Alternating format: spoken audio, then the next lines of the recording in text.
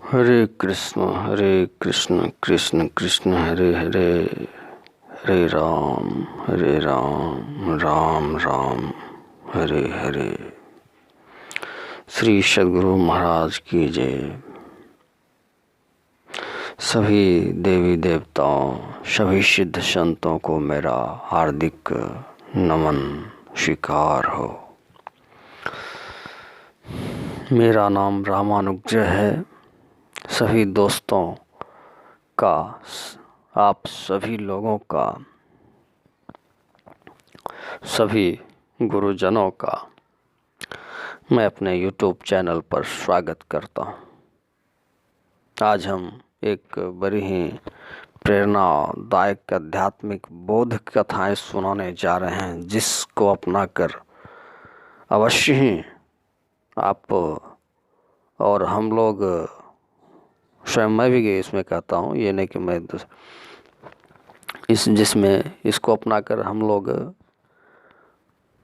बहुत ही उन्नति कर सकते हैं और इच्छित जगह पद भी पा सकते हैं। ऐसी कथा है। ये कथा का शीर्षक है संग का रंग लगता है। संग का रंग लगता है। धूल जब पवन का संग करती है तो वह गगनगामिनी बनकर आकाश में बहुत दूर की ऊंचाइयों को चूमती है। वही धूल जब पानी का संग करती है तो क्या होता है? पाताल चली जाती है। तो धूल तो वही है, लेकिन जब पवन का संग किया तो गगनगामिनी बनकर आकाश में बहुत दूर की ऊंचाइयों को छुआ। लेकिन धूल जब पानी का संग करती है तो पाताल चली जाती है। उसी तरह सज्जनों संतजनों के संग से व्यक्ति की इतनी ऊर्ध्वगति होती है कि वह परम प्रभु परमात्मा से जाकर मिलकर एक मेक हो जाता है, एक हो जाता है।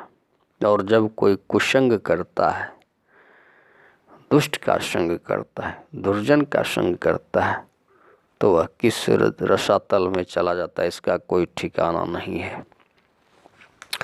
जापान में एक अच्छे कलाकार हुए। उनके मन में हुआ कि ऐसा कोई चित्र बनाया जाए जिसको देखकर लोग आकर्षित हों, अधिक मात्रा में वह चित्र बिके, अधिक पैसे भी मिले।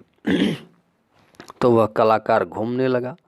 घूमते घूमते एक राजा के यहाँ पहुंचा। राजा का एक लड़का था, देखने में बड़ा ही सुंदर था। उसका चेहरा बड़ा आकर्षक, कांतिमय, युवा और कोमल भी था।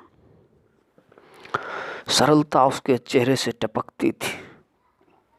अत्यंत मंत्रमुग्ध कर देने वाला उसका चेहरा था। कलाकार ने उसका फोटो लिया और कलात्मक ढंग से उसको सजाया और उसका चित्र बना डाला। उसके चित्र इतने बिके कि वह माला माल हो गया। इतना उसका चित्र बिका कलाकार का कि माला माल हो गया। क्योंकि कारण था कि वह जिस युवराज का चित्र बनाया था बड़ा मनमोहक, कोमल, सुंदर, सजीला था। कुछ दिनों के बाद उसके मन में आया कि ऐसा चित्र बनाया जाए। कलाकार के मन में आता है कि जिस चित्र को देखते ही मालूम पड़े कि वो बड़ा क्रूर, निष्ठुर, हत्यारा, अपराधी टाइप का लगे, इस प्रकार का चित्र उसके बनाने की इच्छा हुई। घूमते घूमते वह कारागार में पहुंच गया, कलाकार। क्योंकि बदमाश लोग तो कारागार में ही रहते हैं। अपराधी, निष्ठुर, क्रूर व्यक्ति जो वह तो ज़्यादातर कारागार में ही मिलेगा। उसने वहाँ देखा कि एक व्यक्ति ऐसा है जिसकी आंखों से क्रूरता टपकती है, चेहरा डरावना लगता है। कलाकार ने कहा, भाई तुम्हारा फोटो लेना चाहता हूँ। उस व्यक्ति ने कहा, मेरा फोटो लेकर क्या करोगे? उस कलाकार ने कहा कि एक बार मैंने एक चित्र बनाया था जिसकी बिक्री से मुझे इतना अधिक पैसा मिला था कि बहुत दिनों तक मुझे उस पैसा से मेरा खर्च वगैरह चलता था। अब मैं दूसरा चित्र बनाना चाहता हूँ। उसने पूछा पहला चित्र कहाँ है जिससे तुमको बहुत अधिक पैसे मिले थे, मुझे दिखलाओ। वह चित्र उसके साथ भी था, कलाकार के साथ वह चित्र था एक। उसने उसको दिखलाया। उस चित्र को देखकर वह फुट फुट कर रोने लगा। अपराधी जो था वह देखा जब उस चित्र को तो रोने लगा। कलाकार ने उसके रोने का कारण पूछा, क्यों रो रहे भाई? तो उसने कहा कि यह चित्र भी मेरा ही है कलाकार जी, यह चित्र मेरा ही है, इसलिए मैं रो रहा हूँ। आज मेरी स्थिति देखिए कहाँ से कहाँ पहुँच गई। यह चित्र मेरा ही है, इतना कोमल चेहरा हो जो आज आप देख रहे हैं कि मेरे आँखों से क्रूरता टपकती है तो इसको इसीलिए मैं रो रहा हूँ। कुसंग के कारण आज मैं खूंखार बन गया और इस रूप में मुझे आप देख रहे हैं। कहने का तात्पर्य है कि जो कुसंग करते हैं तो उसको बहुत बड़ी हानि होती है और जो सुसंग करते हैं उनको बहुत बड़ा लाभ होता है। धुआं उठता है तो उससे काजल बन जाता है, उसको कोई छूना नहीं चाहता, हाथ को काला हो जाएगा। लेकिन वही धुआं जब स्याही बन जाती है तो किताब लिखते हैं, पुराण लिखते हैं, शास्त्र लिखते हैं, लोग उसका आदर करते हैं। तो बात है संगत की। तो इसीलिए कहते हैं कि जैसा संग कीजिएगा वैसा रंग लगता है, चाहे हम हो या आप हो। यह कहानी बहुत प्रेरणादायक है।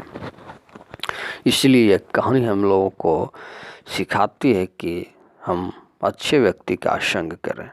अनेक वैज्ञानिक प्रमाण, सिद्ध संतों का अनुभव और शास्त्रों की वाणी है कि अच्छा संग करना चाहिए, सज्जन लोगों का संग करना चाहिए, अच्छी आदतें बनानी चाहिए, जिससे कि हम लोगों का परम कल्याण हो। श्री सद्गुरु महाराज की जय। यह कहानी मैंने आप लोगों की सेवा में सुनाया। श्री सद्गुरु महाराज की जय।